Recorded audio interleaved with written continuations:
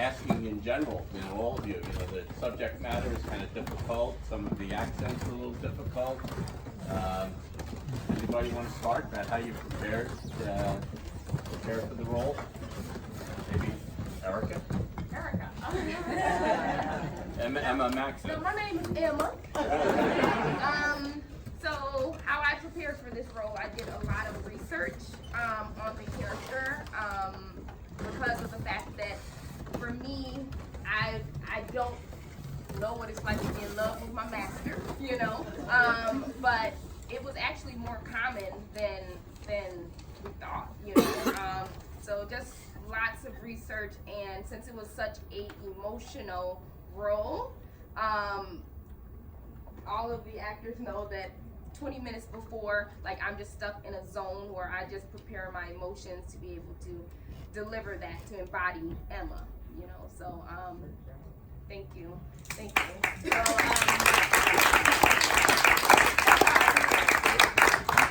how about you? How'd you prepare? Same way, I guess. Research, technique. I've been fortunate to be taught by biasedly some of the best teachers in the world. So I just kind of leaned on that. And it's imagine like the person you love the most is in turmoil. That's pretty it. And Monty helped me out a lot too. He really did. Because everyone knows here, I've only been acting for 4 months. So I've been getting a lot of pointers from a lot of basically everybody on this stage. So I want to say personally thank you to everybody for helping me. So now Amy here, the master's wife, is such a nice person. Yeah. How could you play someone so nasty? How did you do that? Well, it's funny, my husband just walked out, and we can probably ask him. Yeah, it was, I think, the first night when we went to rehearsal, Wanda, the first thing I said to you was like, do I have to say that word in rehearsal? And she said, yes, you do. So, it was just kind of like doing research. I watched Sarah Paulson in 12 Years a Slave, and that nasty Southern master's wife really just kind of, yeah. I said in the beginning, it's hard for me to figure out which character of mine I hate more. I think the obvious answer is the master's wife, but there's something about Charlotte that I think we all know with Charlotte, where they think they're doing good and they think that they're making a difference just because they're, I think for me it was harder for me obviously to relate to the master's wife, but knowing a Charlotte, it made me ski for more. And Keon, how did you do 20 years old and Well, being the 20-year-old wasn't hard because I'm 21. But as far as turning into an 80-year-old woman, I watched my own grandmother. I watched her mannerisms, so that's how I got into the physicality.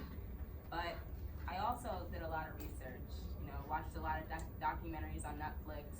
I looked at a lot of pictures, and that's just kind of how I brought up the emotion. When I said a certain word, I had a picture in my mind, and that's what connected me.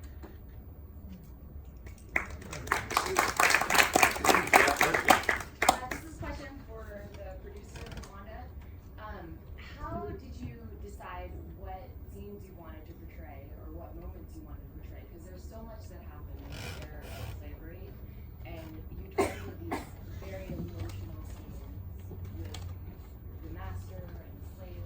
How was it that you decided this is what I want to share with everybody in 2019? I think honestly, I wrote the words, but I think that decision was made throughout the rehearsal process. There were things that the actors did during rehearsal that said, oh, that works. Like when Keon came over and sat here and did that part, that actually came out of rehearsal one day. So a lot of it came from the actors. You know, and I wrote the words, I had the idea in my mind, but when you actually see it on the stage, it actually works. You see people trying things and doing things to bring it to life. So it really came a lot from the actors. Yeah. Anybody else have a question? I have a few more I can ask. Like Anthony and Brandon, you guys had a great interaction in Act 2. You know, how did you work that out? Brothers. We're not really like, but like we're like brothers, and I guess we took it on. Now we are brothers. It was easy. I guess started from like everybody said beforehand from research. Just reading some of the slave narratives from the federal writers back in the 1920s and 30s. Just researching that, reading the actual letters of the actual interviews of how things were. Knowing the time, spending a lot of time knowing what went on. So yeah, and then just embodying that, like taking bits and parts of the narratives along with me, and then just putting that in my heart, and then just acting it out, and so yeah. I will say that packet that you gave us, not a lot of directors do that, but that packet that you gave us was like that. It was like just beautiful for like a nice little homework trail of things to research. So, Yeah, but before, like way back in the like writing process when we first got our scripts, Wanda added a nice little packet of like extra material for us to kind of look at and kind of understand things about Emmett Till, things about things in the past and history for folks in the play that might not have known or might be too young to even like heard about things like Emmett Till. So it was once again a tribute to the director, which is beautiful.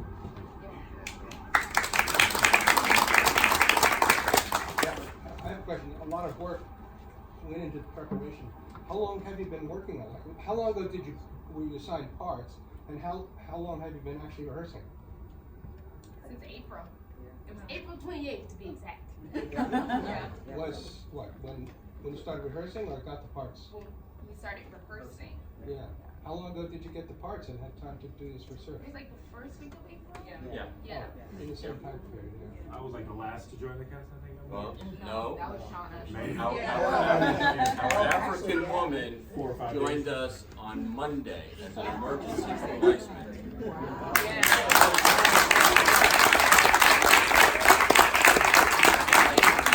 Tuesday she was off book, so she was incredible, Shauna. Thank you. The last week in April, May. Yes.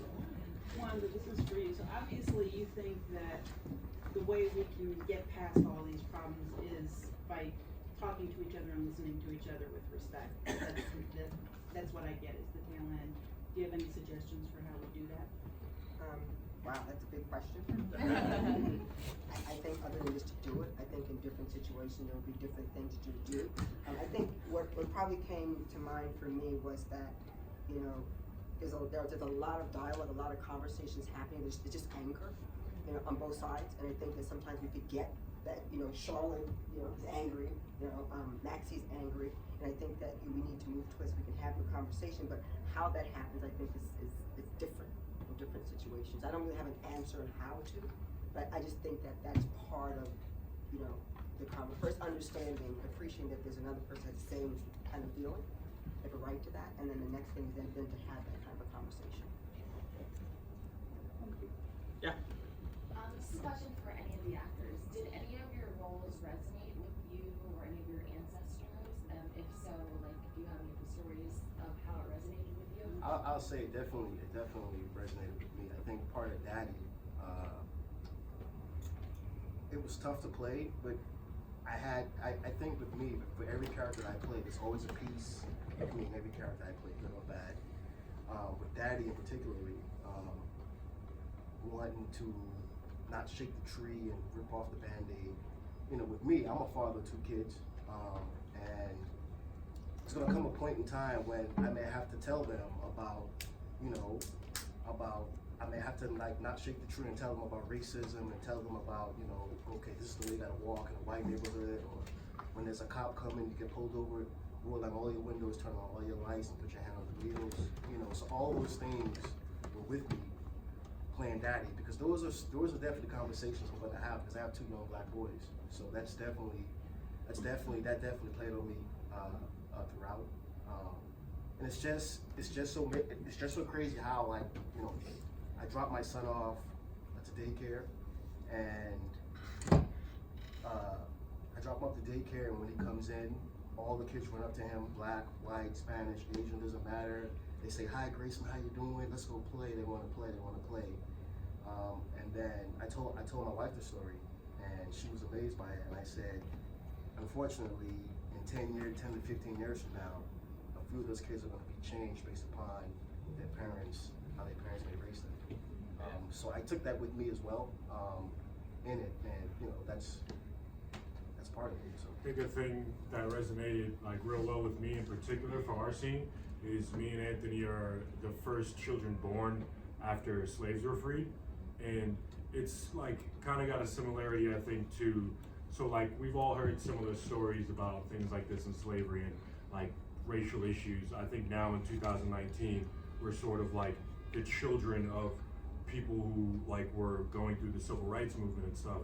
So it's kind of like on like us as people of color. That's what resonated with me, was like as younger people of color, as a new generation of people of color, to kind of carry forth this conversation that we're starting with this play, and kind of also sort of answer the question that the other young lady asked before, like just act like we understand each other, and just understand, maybe not act, but just understand that we all have different backgrounds, and that affects us and carries it carries us and our families and our descendants in a sort of a different path and timeline. So it just resonated with me being the first, as uncle, being the first child born free, and also being a current black man, a descendant of someone who, you know, was very active in the civil rights movement, to just continue like in my day job, Monday through Friday, not just, you know, on the weekends when I'm acting, like to just be accepting and understanding of, you know, white people who might not have known, like, oh, I'm helping these kids, you know, but it's more than that, it's bigger than that. So that resonated with me a lot. I would say for me, it touched me as second Emma. So I'm actually originally from Chicago, and my family is from the South, from Mississippi. So when I did my research on the character, I simply called my granny and just asked her, because she's from the same area that Emmett Till went down. And so she was telling me about, you know, the amount of racism that was there, and it was whites only, blacks only, you know, and just talking to her, it was just a certain sadness, you know, that even after all of these years, it still affects her, and which gives reason to like why she and her siblings decided to move to Chicago, you know, because Chicago was like a better place where you can offer your family more, you know. So it definitely touched me a lot, knowing that slavery wasn't that long ago. My great grandmother that passed away 4 years ago, like she was actually in the fields with her parents picking cotton, you know. So, and like I said, that was not that long ago. So for me to sit here and kind of embody that, it is definitely impactful for me, and it starts the conversation, like all of actors have said, to like really have people understand, you know. And it's not about fighting about who's better or whatever the case. It's about understanding both parts of the story, because at the same time, I do feel that, you know, maybe there were people in the South that didn't want to be a slave actor or whatever the case. Like they wanted to help the slaves, you know, but they had to do it because of, you know, that was what the family was doing. Kind of like Master's wife's friend, you know, it's the same, it's honestly the same situation, where like she just kinda, this is what it was. It was like, I picked the bed warmer and I'm happy because he's happy. You should be happy too, you know? So, yeah, it's the same situation. Carol, you had a question? Yes, how did you approach, how did you approach rehearsals?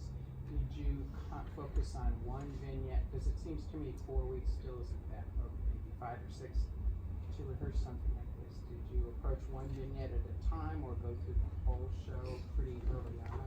I think we sort of did a combination of things, you know, depending on actor availability. You know, we would some days rehearse 2 scenes, Yeah. you know, or some days we could go through the whole thing, but if an actor wasn't going to be there, we'd focus on a different scene. So we kind of did it that way, actually. It was a learning process, you know, and Huge cast. it's huge. Yeah, it is a huge cast, and the wonderful thing is that, you know, we're all new at this.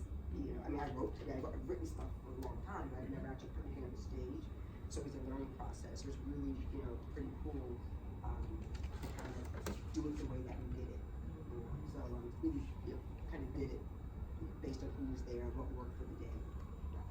It also been extra time on the side too, just phone calls, and even if one was running act 1, the guys in act 4 would be sitting and helping each other, you know, get their stuff down packed. We actually rehearsed a little longer than the actors have led you to believe. We started in early April rehearsing, so it was a little bit longer. Okay. I was wondering, so Charlotte gets this letter, and I wondered in your head what other directions you might have taken that character. She wants to reach out to the family. Were there any other directions you thought of that she might have been able to go, or you wanted to toy with, or? I don't think so. Could you repeat the question? What other directions, I was wondering what other directions you had in your head maybe that you might have wanted to go with Charlotte, that you might have explored, and why you settled on this, that she gets this letter and she wants to reach out to the family, and then what? What do you do with that? Well, I didn't think about taking any other direction. What actually was in my mind when I was developing that portion of the character and play was the idea of like white guilt, which I recently, I'm embarrassed to say, just heard about, and I wanted to bring that into the play, and that's kind of how that came about. So I don't think there's any other direction I would have taken that in.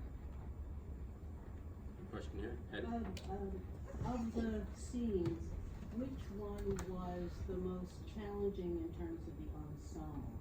Getting them to play off of each other, and there was a lot of emotion going back and forth like a ping pong. It was like, Yeah. sort of thing. But to you, which one was the most challenging to get that cohesive? I think probably the most challenging, I think, for me, directing it was the master and Emma. It was really, really hard. For a couple of reasons, but I think probably the biggest things that went, they kind of put 110% in it, and it was just, and it was, to think about going through it in rehearsal all the time was just, it was just, and we could see that Erica, she couldn't do it. It's just too hard to do that. So I think that was probably the most challenging part. The others, honestly, I have to admit, I think a lot of it was just the actors working together and things came to me as they were working together. But honestly, Wanda gave us a lot of freedom to just sort of find what was natural. Like, she really encouraged us to just explore. There was no set blocking. Can I get the other folks, Jackie, Bianca, Veronica, do you want to say anything about your experience? So from my experience, I mean, I played Mama and Kathy, and I would say like I definitely related to Kathy a lot more, just because like the role that I was playing was like really light and sort of funny, like I'm more focused on like African clothes and what's going on in the South and Emmett Till. And so I felt like growing up, I mean, I grew up in Boston in a primarily like African American community. And so I never thought I was different until I got to college. I had like a white roommate, and I had like a huge afro at the time, and just like at night, like trying to do my hair, like questions like, can I touch it and stuff like that. That's the first time I ever felt. That's the first time I ever felt different in my life, and so just like the phrase like you gotta stay woke, finally like resonated with me. Like, okay, this is what they're talking about. Just like little things like that, and so that's what I related to Kathy. And Jack. I was just gonna say, well, this has been a blessing for me. Someone introduced me to Wanda, and someone said, "Oh, I know someone that's into playwriting. Why don't I introduce you?" We had lunch, and she said there were ways to figure this out, and she's given me this opportunity to just kind of watch it all blossom. And just from when she started with a few vignettes and, oh, I'm gonna create scene 3 to what it is today has been such a beautiful process. And I have to also say that working with Sal, who's her partner in the production company, and I didn't know, so I just thought he was a great supportive partner. And then I figured out more. But, and I'll also say, because I will say this to each of them individually, working with this group of people has been an experience, an experience that I will never forget. It's just been wonderful. So I'm just thankful to have been part of the process.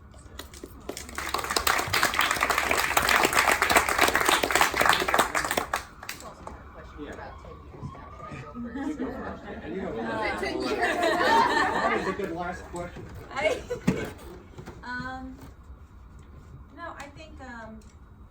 I think working on this play was kind of a wake-up call. I think I grew up in probably what I would consider a very privileged way in a very diverse community, and very, I didn't really know anything about racism until high school. I mean, I'd heard about it, I'd never experienced anything like that because all of my group of friends were, I just never noticed it. And so once I got older and I kind of realized that not everyone treated each other the same, it was very confusing. And I think as I got to adulthood and went to college, I kind of realized that it was kind of just an accepted truth, which was sad to me because growing up, and I thought me and my friends were all the same, and then I realized, like, well, why are some of my friends treated differently and some of my friends not treated differently? And I'd ask my parents and they couldn't explain it to me because, you know, they're very anti anything prejudice or racist or anything, and I think they made the mistake of not teaching me about it because I was very ignorant to it. And so I think being in this play, and I thought it would be hard to play such an awful character, but I think it's important to play such an awful character because those people existed and those people still exist, and you have to see how bad it is in order for it to get better. Yeah. And so I like it. Great, we do have to let the actors get ready because they have another show tonight, so we'll have a good last question here. One, now that you've finally done a production, and a very successful production, fabulous production, and you have a production partner, what does the future hold? Well, Wanda's written a lot of plays over the years, and we've picked out one of her plays to do next. We'll probably want to put it on in the winter when it's maybe here when it's not as hot. When's the auditions? Hopefully we'll get some of these folks willing to come back and work with us. So Great. And then she's got more, and maybe we'll put this one on again because this is a good one, I think. Okay, can I just say? Yeah. This is my aunt.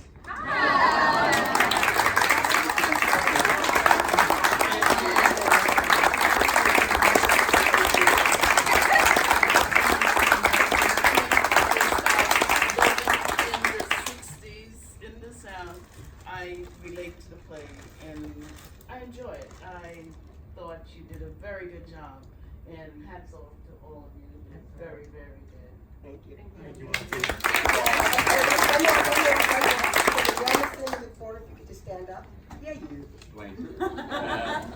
So we actually did a couple of readings to get to this point, and Dwayne was very helpful, very instrumental in helping us get this play to where it is. Working with MSR.